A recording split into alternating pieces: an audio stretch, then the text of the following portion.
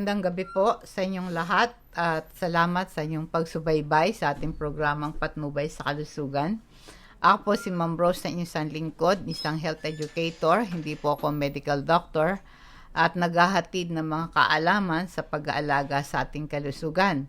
Sa aking pong Facebook page, ugalin yung i-like at follow, i-share yung ating Patnubay sa Kalusugan para lumaganap ito. Ganon din sa aking YouTube channel, pwede nyo hanapin ang pangalang Rose Alfonso. I-click nyo yung subscribe o i-click nyo rin yung bell, yung kalembang, para magkaroon kayo ng notification na meron akong bagong video. Ito pong aking paalala sa inyo, may iba't ibang lunas sa bawat sakit ng tao, kaya ang pinakamainam, kumonsulta tayo sa doktor. Iwasan natin ang self-medication. Ang isa rin pong aking programa ay nag-entertain ng yung mga katanungan at ito i-discuss natin sa Himpapawid, no? Sa ating Facebook page, Patnubay sa Kalusugan, at sa YouTube. Ito po si Jennifer Oliveros. Hello, Jennifer. Alam ko nanonood ka ngayon. Ano po bang magandang herbal sa ubong tuyo po? Matagal na po itong inuubo. Talagang mahirap ang ubo, masakit sa dibdib, lalo na pag tuyong-tuyo at walang tigil pa sa pag-ubo.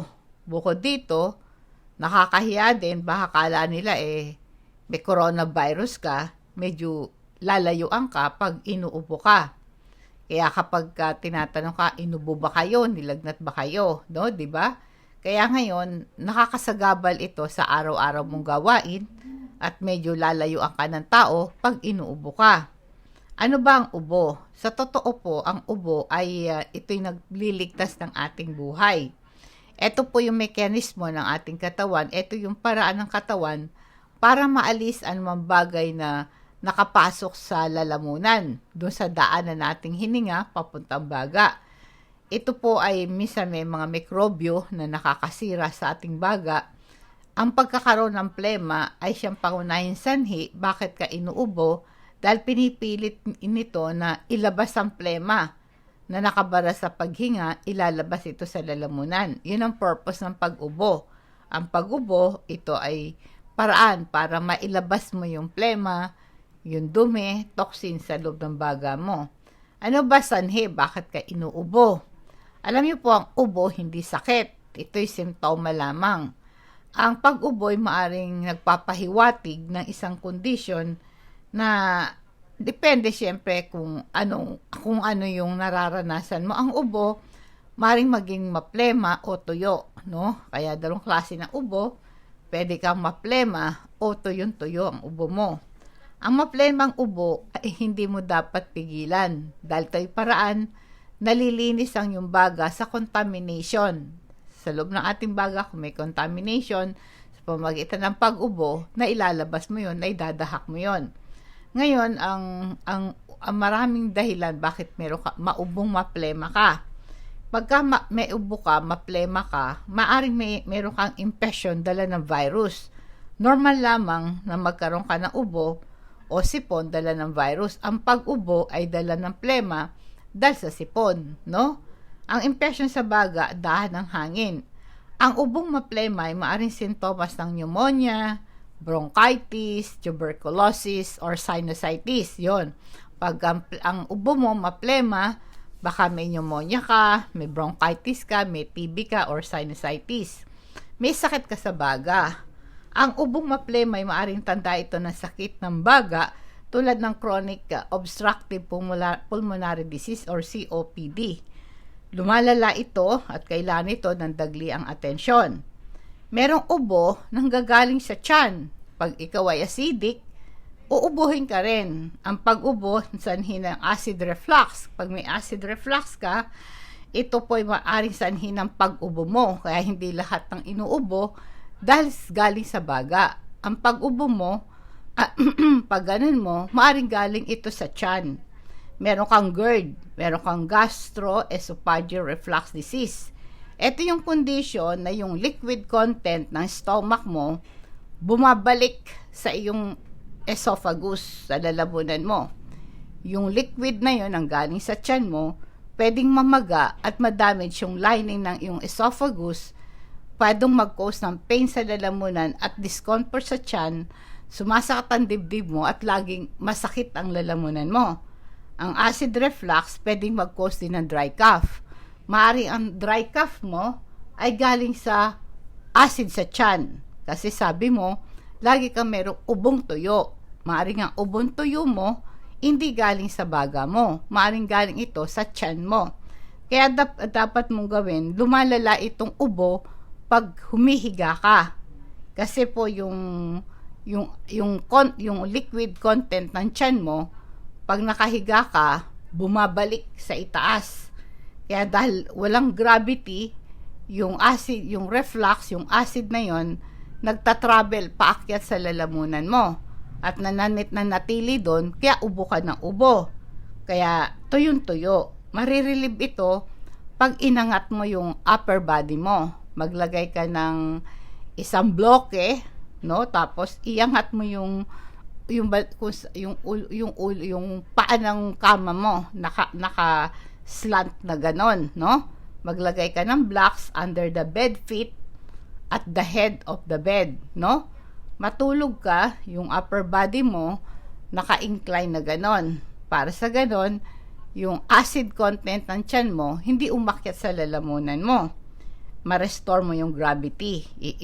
I-be sure na yung whole upper body mo, hindi lang yung ulo mo. Kailangan yung upper body mula dito sa bewang, pakyat, naka-incline position kang ganon. Kasi po yung gastroesophageal reflux disease, yung GERD or acid reflux, ito yung condition na yung liquid content ng tiyan mo nagbaback up, bumabalik sa ating lalamunan. Kaya ito po, kaya ito nare-relieve yan pag inuubo ka dahil sa acid reflux.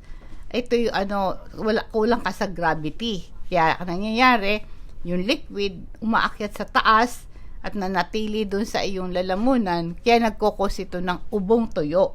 Be sure na naka-elevate yung upper body mo pag natutulog ka. Paalala mo na sa vitamin C. Ang vitamin C, ito po ay tumutulong sa production ng infection-fighting white blood cells.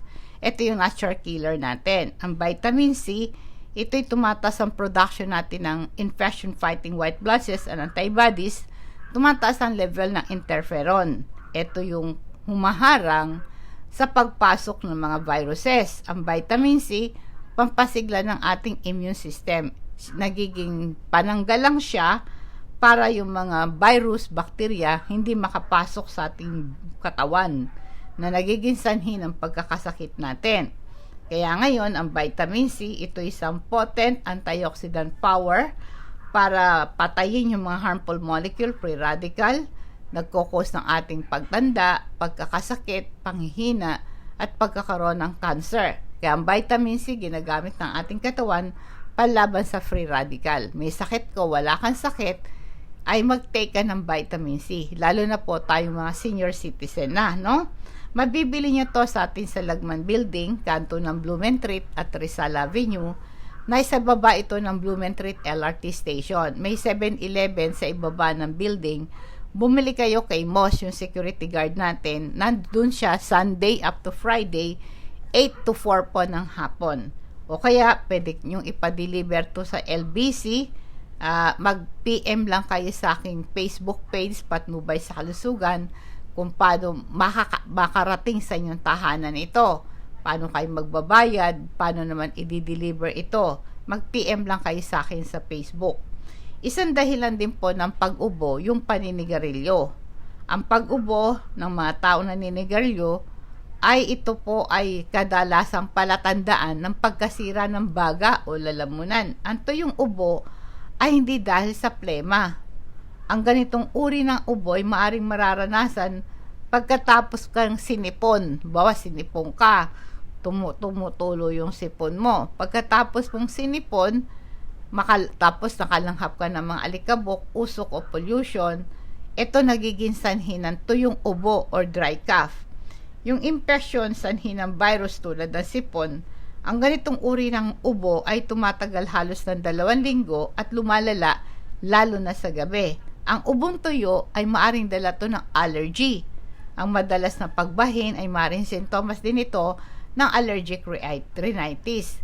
Kaya pagka nakalanghap ka ng usok, alikabok, pollution, lalo yung mga chemical sa kung saan ka nagtatrabaho, kadalasan ang ubo mo ay tuyong-tuyo. Maaring meron kang allergy tulad ng hika. Ang hika ay tumutunog at mahirap na paghinga at naninikip ang dibdib mo. Nagbabara yung daanan ng hangin dahil sa isang bagay tulad po ng madikit na plema. Yan. Paalala mo na sa atin produkto nating lecithin. Ang lecithin, ito ay nagbibigay sa katawan natin ng natural source ng choline. Merong important role ito sa ating memory. Nagpo-provide sa katawan mo ng necessary ingredients para mag-produce ka neurotransmitter na acetylcholine na responsible sa memory storage and retrieval and effectiveness ng nerve signals sa maraming area ng utak. Ang lecithin, nagpo-promote ito ng better concentration and memory. Maganda to sa mga student and elderly na nais nilang ma-enhance ang kanilang memory skill. Sabi nga, 30% ng utak natin ay lecithin. Kaya inuulit ko po, ang pag-ubo sa sintoma ng pagkakaroon ng isang uri ng kondisyon, pero kadalasan may kasama pang ibang pang sintomas tulad ng baradong ilong, pamamaga ng lalamunan. Kaya pagkat nag-uubo ka ng tuyo, may kasama pa rin pamamaga ng lalamunan yan, pagbabara ng ilong, nahirapan ka huminga, namamaos ka, at nagkakaroon ka ng heartburn. Bihirang mga may kasama talagang hirap kang huminga. Ano po ba ang gamot sa tuyong ubo? Tandaan ninyo, ang tuyong ubo, maaaring ito'y infection dulot ng virus.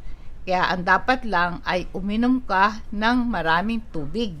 Ang tubig ay makakatulong para matunaw yung tuyong plema. Kaya tubig. Kaya huwag mong pabayaan na matuyuan ka ng lalamunan.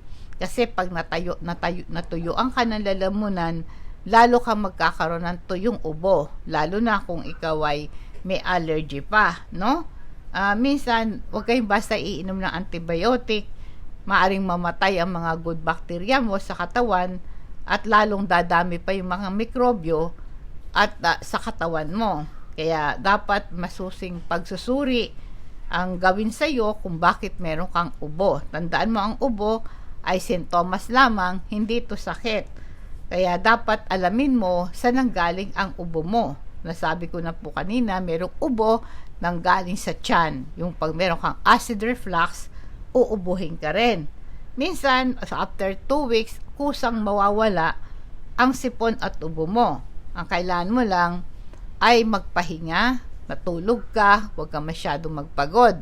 Kasi ang mga taong pagod sa isip, nag-worry, nabalisa, ng problema, natakot, at kulang sa tulog, madali silang talaban ng pagkakaroon ng ubo at sipon, no? Kaya uminom ka ng maraming tubig. Ang pag-ubo ay lalala kung tuyo ang iyong lalamunan. Kaya pag parang nararamdaman mo inuubo ka, maglagok-lagok ka lang ng tubig na maligamgam sa lalamunan mo, no? Basta lagi kang maglagok ng tubig na maligamgam. Huwag mong pabayaan na matuyo ang kanang lalamunan. Kasi pag natuyo ang lalamunan mo, mamamaga ang throat mo, magkakaroon ka ng sore throat, no? Kaya pag nakahiga ka sa gabi, iangat mo yung ulo mo, basta nasabi ko na po kanina, maglagay ka ng blocks do sa paa ng kama mo, pagkatapos nakaangat yung upper body mo, no? Kasi sasakit ang dibdib mo. Kung naninigarilyo ka, iwasan mo ang paninigarilyo. Masama yan sa kalusugan. Paalala mo na sa ating calcium, magnesium. Alam mo ang calcium, ito ay kapartner niya yung magnesium. Kaya sa isang tableta, may 3 mineral, calcium, magnesium, at saka po yung zinc.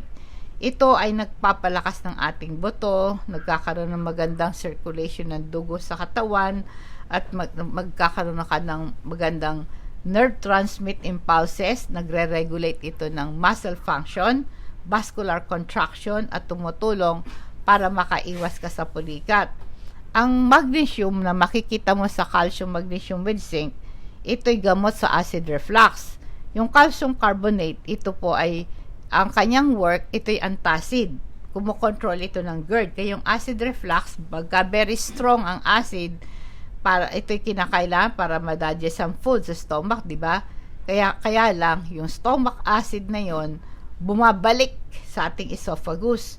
Dahil yung muscle na pagitan ng ating esophagus at ng ating tiyan ay tumagas at lumuwag. Kasi parang gate valve yun merong ring of muscle na nagsasara yon. Pero pagka ikaw laging na-stress, nagwo-worry, bumubuka yon, lumuluwang yon. Kaya yung acid mula dun sa tiyan mo, yung liquid galing sa tiyan, yung matapang na acid na ginagamit sa pantunaw sa pagkain mo, bumabalik yan sa lalamunan mo. Kaya nagkakaroon ka ng heartburn, it leads to GERD, di ba? Kaya iyon, kaya po yung ating calcium magnesium, ang tase dito nakaka-relieve ng heartburn. Ito po nag-neutralize ng effect ang calcium magnesium sa stomach acid.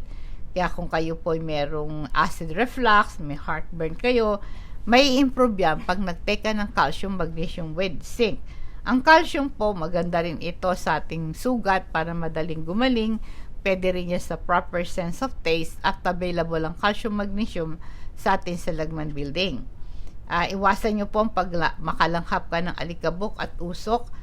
Pag ikaw ay nasa labas, maglagay ka ng face mask, di ba? Kaya ito po ay bagay sa iyong kalagayan. Kung ikaw ay acidic sa tiyan, nagigising ka sa pag-ubo mo. Kailangan gamutin mo yung acid mo sa tiyan. Sa ganitong paraan, maiwasan mo yung pag-ubo dahil galing sa acid, nagiging malalang sakit yan ng galing sa tiyan. Kaya nagiging dahilan din ito ng pamamaga ng tonsil mo. Kaya gawin mo pagka nakahiga ka, bigla kang sinumpong nitong ubo mo, tumayo ka. Pagkatapos uminom ka ng maligam-gam na tubig. Tapos maglakad-lakad ka, no? Kaya ang gawin mo sa gabi, kasi karamihan susumpungin ka sa gabi, no? Ang gawin mo, bago magdilim, bago mag-nightfall, makapaghapunan ka na. After 2 to 3 hours, kumain ka ng 6, 7, 8, 9, ganon. Baga matulog, kahit na 15 minutes, tumayo ka, mag-exercise ka, pagalawin mo yung paa mo. Parang marching, 1, 2, 3, marching exercise ka. Pagkatapos ng marching, ganon, ay i-kick mo yung mga paa mo forward. Yan, tulak mo, no? I-kick mo yung paa mo. Yan, i-kick mo yung paa mo forward. Alternate yan. Para yung gravity, no, yung acid, ay bumaba yan sa iyong sa tiyan at sa iyong bituka. Hindi babalik yan sa iyong esophagus. Pagkatapos, marching, no, tapos kicking exercise, i-kick mo yung paa mo. Tapos, iangat mo yung tuhod mo, nakabaluktot na tuhod, papunta dito sa sikmura mo. Alternate 30 times, no? Iangat mo yung left, right, no? Yung nakabaluktot ang tuhod mo, paabutin mo hanggang dito sa may sikmura mo. Pagkatapos, itaas mo yung kaamay mo, kahilera na yung tenga. Pagkatapos nun ay baba mo, up, down, na gano'n, no? Gawin mo yan mga 15 minutes, 2 hours after dinner. Malaking tulong para yung acid bumaba. Pagkatapos, pagka matutulog ka na, ready to sleep ka na, syempre pinawisan ka, magpunas ka. Pagkatapos doon ay, pag matutulog ka na, hindi ka makatulog, ubo ka ng ubo, magpakulo ka ng tubig. Tapos, yung kumukulong tubig na yon, kuha ka ng isang bath towel. I-fold mo into half, tapos i-roll mo, hawakan mo sa magkabilang dulo yung tuwalya. Doon sa kumukulong tubig, ilublob mo yung gitna ng tuwalya. Tapos hilain mo sa magkabilang dulo, pilipitin mo para mapiga mo yung tubig. Pagkatapos, meron kang 2 tuwalyang makapal, ibalot mo yon para matagal ang init. Ilagay mo sa sikmura mo yan, pampaalis ng yung plema, no? Marirelax ang sikmura mo, yung acid reflux mo, mawawala din yon. Pagkatapos, yung ating activated charcoal, isang effective na natural remedy sa acid reflux. Pagka kasi Pagka meron kang acid reflux, nagiging dahilan ito ng dry cough mo, no? Ito is maganda sa digestive problem, yung ating activated charcoal. Pagka meron kang food poisoning, diarrhea ka, kinakabag, sinisikmura, inuubo, dinidigay, masim na sikmura, may bad breath ka, iwas tetano pag nasugat ka, hugasan mabuti ng tubig at sabon, pagkatapos patuyuin mo, tapos buhusan mo ng agwaksinada, alcohol o kaya betadine. Alin man sa tatlo na yon. Pagkatapos lagyan mo ng charcoal powder yung sugat. Maganda yan sa iwas tetano, kung nakagat ka ng aso o pusa, pang iwas sa rabies, yan ang gawin mo, ha? Ang charcoal natural remedy yan, nag-neutralize, nag-absorb ng maraming plason sa ating katawan. Kaya kung lasing na lasing ka, ito po ay panlaban sa hangover. O kaya kung bago ka makapag-inuman, inom ka ng charcoal, di ka malalasing.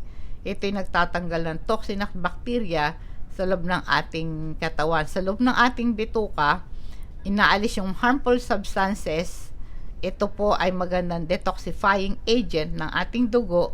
Ina-absorb ng charcoal lahat ng toxin, tapos itinatai mo yan. No? Available po yung charcoal natin na to sa ating salagman. Ang suggested use po nito, take 3 capsules 2 hours before breakfast. No? Ang pag-inom po ng cough syrup, nakakatulong sa pagbawas ng ubo. Kaya lang, siguraduhin nyo na reseta ito ng doktor. Huwag kayong iinom ng mga cough syrup na, sabi ng kapitbahay o sabi ng kaibigan. Kaya lahat ng gamot na iniinom ay reseta ng doktor. Pero lang po yung mga food supplement, no? Ang lagundi, alam natin, tayong mga Pilipino sa baryo, lagundi. Nung ako'y bata, ang ginagawa ng nanay ko, pinapakulo yung lagundi, ginagawan tsaa, pinapainom yun sa akin. Lalo na kapag nilalagnat ako, masakit ang bukong katawan, namamaga yung aking lalamunan, yan. Pinare-relax ang ating kalamnan, napapawi ang ubo, sintomas ng common colds at sore throat, at di pa pang respiratory diseases, yung lagundi. Di ba merong lagundi tablet, di ba? Ito pong mga herbal na to, gamot tulad ng dahon ng lagundi, nakakatulong sa mga tuyong plema, no? Mga dry cough, no? Inumin mo to mga 3 beses sa isang araw. Ang pag-inom mo ng lagundi, depende doon sa panlasa mo, kung matapang o matabang, nasa iyo ng panlasa yon, ano? Kaya uminom ka ng 8 to 12 glasses of water. Ito po ay pampaalis ng madikit na plema, pang-alis ng dry cough, no? Mag-inom ka ng salabat, tulad po ng ginger, yung ating turmeric powder. Mas maganda po yung turmeric kasi meron siyang maanghang na lasa. Yung maanghang na lasa ng turmeric, ito'y magandang inumin na tsaa, pampaluwag ng ubo, no? Mato yung ubo, pampaluwag yan. Tsaka syempre, iwasan yung manigarilyo, masama sa inyo yan. Mag-inom ka ng vitamin C para lumakas ang immune system mo.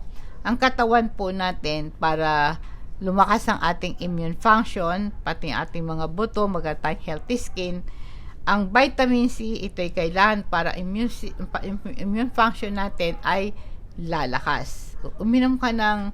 Pwede kang uminom ng honey at lemon. Ito pong honey at lemon, lagyan mo. Ito po'y nakakakalmante ng nairitang lalamunan. Pagkatapos yung Sansera oil natin, meron kayong mabibiling Sansera oil sa Patnubay sa Kalusugan. Ito po'y maganda sa ubo, sa sipon, sinusitis, pamamalat, sa stiff neck, pahid mo sa dibdib mo, pag naninikip ang dibdib mo. Maganda to sa dysmenorrhea, sa rheuma, sa arthritis, pilikat at varicose vein, at patay na kuko. Pampatay ng kuto at lisa, at pahid mo sa iyong anit. At ito rin po ay maganda, di ka kakagatin ng lamok pag pinahid mo to sa balat mo. Umiwas ka sa mga nakaka-allerging bagay, no? Ito mga pabango, mga pollen, mga balahibo ng aso, pusa. Nagiging sanhi din ito ng pag-ubo mo na matigas, no? Madalasan na masakit pa yung lalamunan mo. Tsaka lagi ka naguhugas ng kamay. Kapag sinisipon ka, isinga mo yung sipon mo sa lababo. Buksan mo yung gripo, magtiitiko mo yung palad mo, maglagay ka ng tubig sa palad mo, at doon mo isingay yung sipon mo. Pagkatapos mo na isingay yung sipon mo sa lababo na tumutulong tubig, hugasan mo mabuti ang kamay mo. Kasi nandoon yung mga virus, no? Maghugas ka ng kamay, malaking tulong na gagawa. Maiwasan mo yung mausok na lugar. Pwede kang sumakay sa mga aircon na bus or jeep, at huwag ka masyado naglalakad sa lansangan. Umiwas ka sa mga taong naninigarilyo. At lumanghap ka na yung moist na hangin, yung steam inhalation. Paglagay ka ng isang tabo ng tubig sa kaldero, yung takure, ayan mong kumulo yan. Pagka tumukulo, langhapin mo, huwag mong pabayang mapaso ka, maglagay ka ng tuwalya para makulob yun, malanghap mo yun. At maligo ka ng mainit na shower, yung dumadalo yung mainit na shower o gripo, tapos may usok yan, steam, di ba? Ito'y nakakapag-alis ng tuyong plema. Langhapin mo yung usok ng tubig sa ibabaw ng hugasan or sink, tapos yung kaldero, may init na tubig, langhapin mo yan, nakakaluwag, nakakaalis ng tuyong ubo. Pag-take po kayo ng omega-3 fatty acid, ito'y maganda sa heart, nakakababa ng blood pressure, nakaka-reduce ng triglycerides, bumababa yung development ng bara sa puso. Nagiging dahilan nito ng palpitation, naninikip ang dibdib mo. Para ma-prevent po yung palpitation, mag-take ka ng omega-3 fatty acid. Iwas heart attack, stroke, para ma-prevent ang blood clot, at maiwasan po natin yung panghihina ng ating puso, no? Nare-reduce ang inflammation at mga rheumatoid arthritis, tsaka psoriasis, panlaban to sa mental disorder and depression and anxiety. Meron po akong dating driver, 25 years ko po siyang driver, siya po ay namatay kagabi, 10 o'clock, no, na siya po na stroke, no? Kaya ito po ay si Bong Lingat. So ako po ay condolence sa mga family na naiwanan. Alam ko ang Diyos ay laging sumainyo para i-comfort po kayo. Kaya condolence po sa Lingat family. Ang unang-una po, pagka kayo po ay merong ubong tuyo, maglagay kayo ng mainit na tuwalya sa dibdib. Ang laking tulong nun. Yung mainit na tuwalya na yon, yung sinabi ko, hindi lang sa sikmura, GERD, nakakagamot yon, pati sa phlegm, tuyong-tuyo, maglagay ka ng mainit na tuwalya sa dibdib mo, no?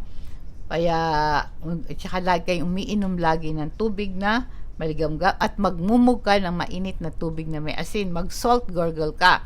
Sa isang basong tubig na maligamgam, lagyan mo ng isang kutsarita ng asin, isang kutsarita ng baking soda, isang kutsara ng suka sa isang basong tubig na maligamgam. I-gargle mo yan 3 times a day. Nakakatulong para ma-relax yung lalamunan mo, ha? Gawin mo yan. Malaking tulong po magagawa. Tsaka steam inhalation, yung kumukulong tubig, singhutin lang, hapin mo. Tsaka ibabad mo yung paa mo sa hot water, init na tubig na kayang tiisin. Kasi mga virus, namamatay sila sa init. Pag nakababad ang paa mo sa mainit na tubig, tumataas ang body temperature mo para makontrol mo pagdami ng virus sa loob ng katawan mo. Mag-take po kayo ng Super B Complex. Ito yung combination ng 8 essential B vitamins, tulad po ng B1, B2, riboflavin, niacin, B6, folic acid, biotin, pantothenic acid, and B12. Ito po ay para sa cellular energy sa ating katawan. Itong combination ng 8 vitamins nagpo-provide sa katawan mo ng energy due to poor diet. Kung meron kang vitamins deficiency dahil sa chronic fatigue, malaking tulong pong magagawa ang Super B Complex. Hindi lang yun ang Super B Complex, na-eliminate yung simptoma ng GERD. At ito ay very safe na alternative para makatulong sa yung acid reflux, itong Super B Complex. Anti-stress pa rin to, anti-anxiety. Meron po tayong lavender oil, pamparelax. Yung amoy ng lavender oil, magpamassage kayo buong katawan. Ito'y nagre-relieve ng anxiety, masarap ang tulog mo, at saka yung amoy ng lavender oil, merong relaxation effect, nagpo-promote ng comfort. Yung lavender aromatherapy, very useful ito pamparelax, pampatulog, ito pong ating lavender oil.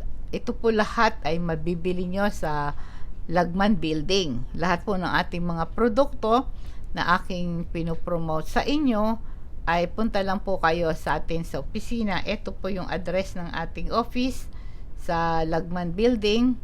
Basta yun po ay nasa ibaba siya ng LRT, Blumentritt LRT Station. Sa ibaba ng building may 7-Eleven doon at may security guard doon sa may pintuan, si Moss.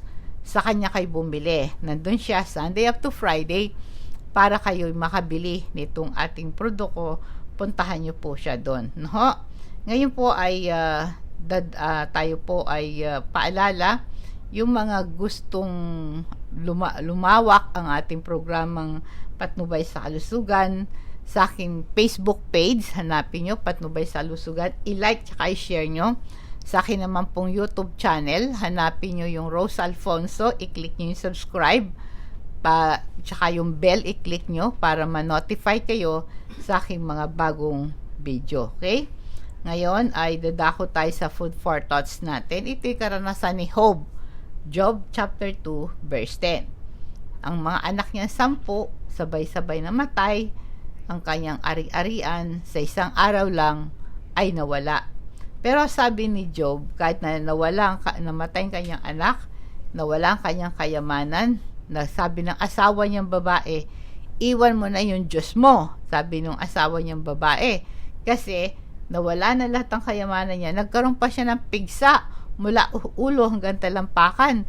Hindi siya makapasok sa bahay niya kasi ang baho-baho niya, ang puro siya bukol, ulo hanggang talampakan. Kaya sabi niya ng babae, iwan mo na yung Diyos mo. Ano-ano ang sagot po ni Job sa chapter 2 verse 10? Ang sabi niya, tumatanggap ka ng mabuti sa kamay ng Diyos, hindi ka tumatanggap ng masama. Sabi niya, may lesson to sa atin eh. Pinupuri natin ang Diyos kapag may tinatanggap kang mabuti. Pagka na COVID-19 pandemic ka, na lockdown ka, hindi na mabuti ang Diyos sa'yo. Kaya sabi ni Job, marunong kang tumanggap ng mabuti galing sa Diyos, dapat marunong ka ring tumanggap ng mga masasamang mangyari sa buhay mo. Kaya sabi ni Job sa chapter 13 verse 15, bagamat ako'y patayin niya, akin ding hihintayin siya. Although he slay me, yet I will trust him. Patuloy ako magtitiwala sa Diyos anuman mangyari sa buhay ko. Kaya sabi ni Job sa chapter 9 verse 4, siya ay pantas sa puso at may kaya na kalakasan. Sinong magmamatigas laban sa kanya na gumiginhawa? Ibig sabihin, lahat ng nagmamatigas sa Diyos ay hindi magkakaroon ng kapayapaan at kagalakan sa kanilang puso. Ang pagmamahal natin sa Diyos, hindi dahil sa blessing o kayamanan tinatanggap natin sa araw-araw. Tinatanggap natin siya dahil sa character ng Diyos sa atin. He is so good, very compassionate, very merciful, very loving and forgiving, prayerful. Kaya no matter how busy tayo sa buhay natin, ano man ang mangyari sa buhay natin, tandaan natin, sabi na, turn your eyes upon Jesus. Magandang gabi po, nawa pong pagpapala at patnubay ng Diyos sa sumatin sa gabing ito.